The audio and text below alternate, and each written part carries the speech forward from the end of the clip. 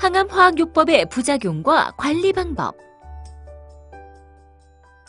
항암제는 세포의 성장과 증식에 관여하는 유전 물질을 손상시키거나 대사 과정을 방해함으로써 암세포처럼 빠른 속도로 성장하고 증식하는 세포를 공격합니다.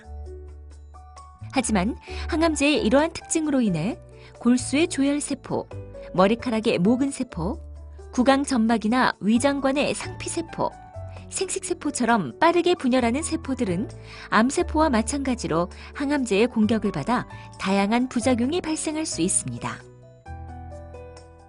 항암제 부작용의 양상과 정도는 사람에 따라 크게 차이가 있으며 투여하는 항암제의 종류나 용량뿐 아니라 같은 항암제라도 치료 회차에 따라 다르게 나타날 수 있습니다. 대부분의 경우 항암화학요법을 마치면 정상세포들이 회복되면서 부작용도 사라집니다. 하지만 일부에서는 항암제가 영구적인 손상을 남기는 경우도 있습니다. 골수 억제로 인한 부작용.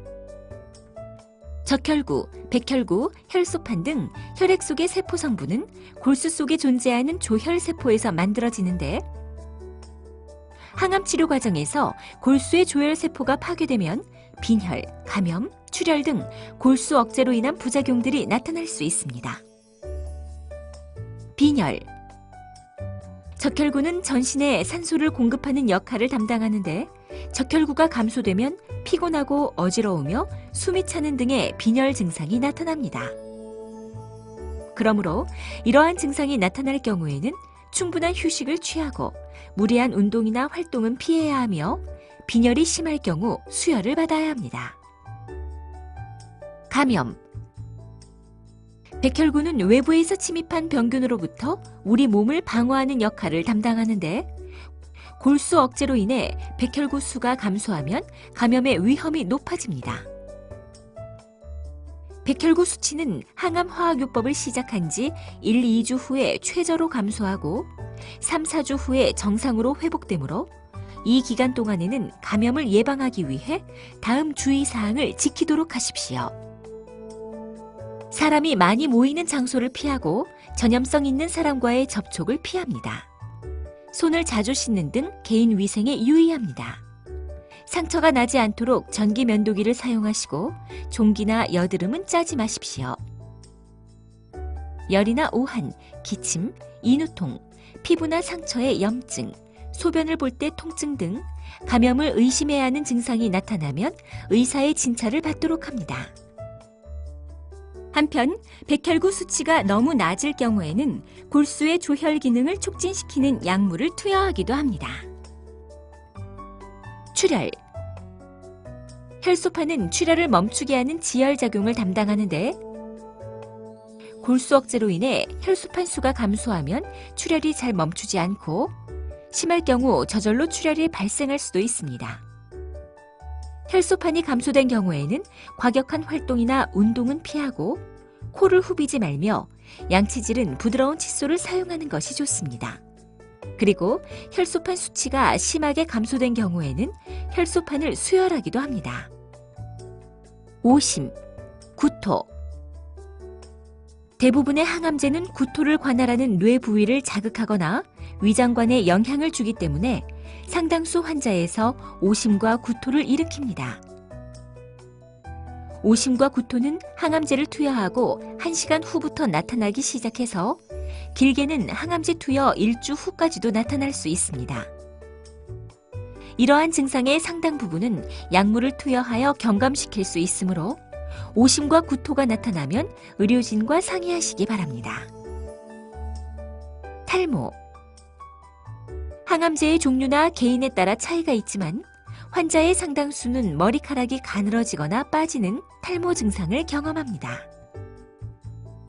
탈모는 항암화학요법 1, 2주 후부터 나타나기 시작하여 2개월경에 가장 심하며 머리카락뿐 아니라 다른 부위에서도 발생할 수 있습니다.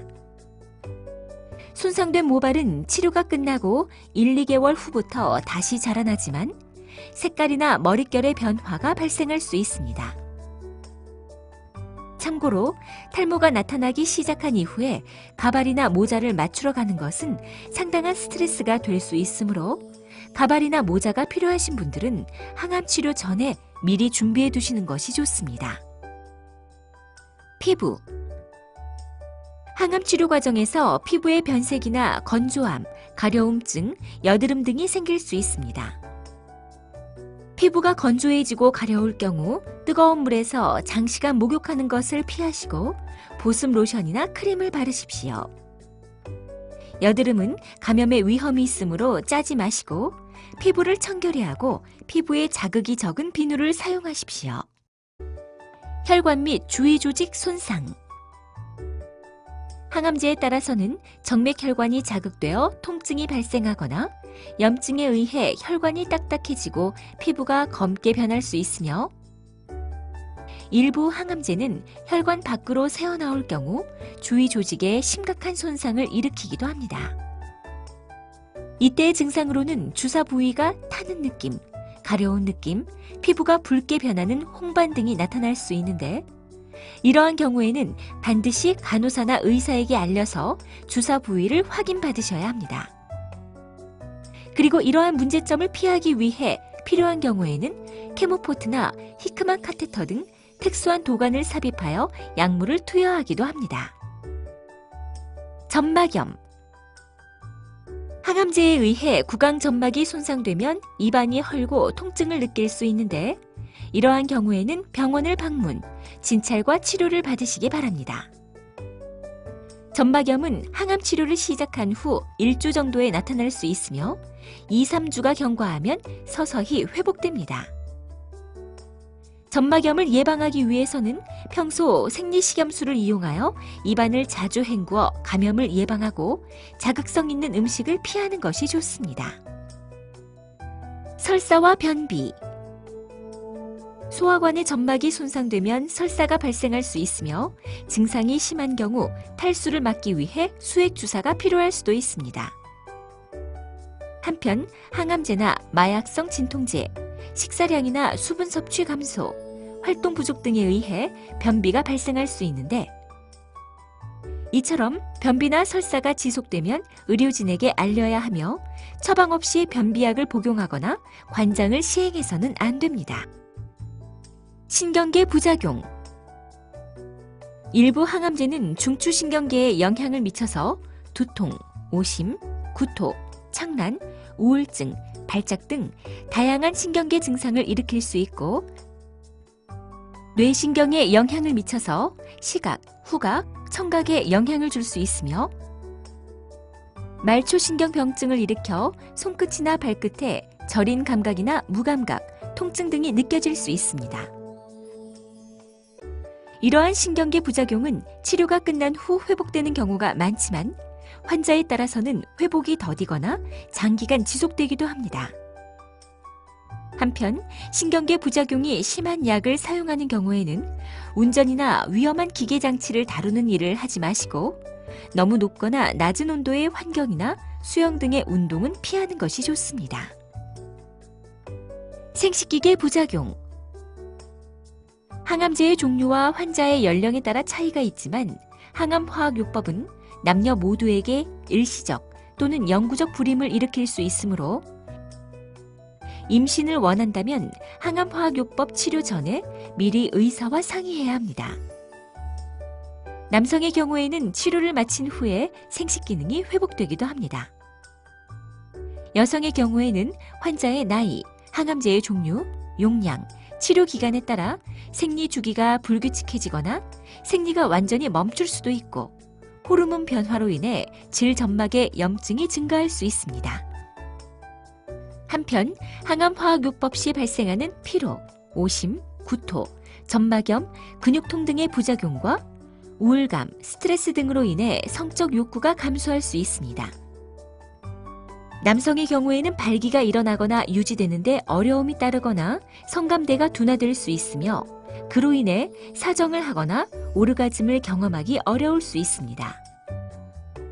그리고 여성의 경우도 성감대가 둔화되거나 오르가즘을 경험하기 어려울 수 있으며 항암제의 영향으로 호르몬 분비가 감소되어 질점막이 건조해지고 그로 인해 성교 시 통증이나 소량의 출혈이 유발될 수 있습니다. 기타 장기에 대한 독성. 항암제의 종류와 환자에 따라서는 간, 심장, 폐, 신장, 방광 등의 장기에 손상을 일으킬 수 있습니다. 비뇨기계 부작용이 있는 약물은 환자의 신장 기능을 확인하여 항암제의 용량을 조절하거나 약물이나 수액 투여 등의 전 처치를 시행하기도 합니다. 그리고 심장 독성을 가진 일부 항암제의 경우에는 심장 검사나 모니터링을 시행하면서 항암제를 투여하기도 합니다. 기타 부작용. 성장기의 어린이는 항암제의 종류와 용량, 투여 기간, 환아의 연령 등에 따라 성장과 발육에 영향을 받을 수 있습니다. 그리고 일부 항암제는 또 다른 암의 발생을 촉진시키는 작용을 일으키기도 합니다. 지금까지 항암화학요법의 부작용과 관리 방법에 대해 설명드렸습니다. 감사합니다.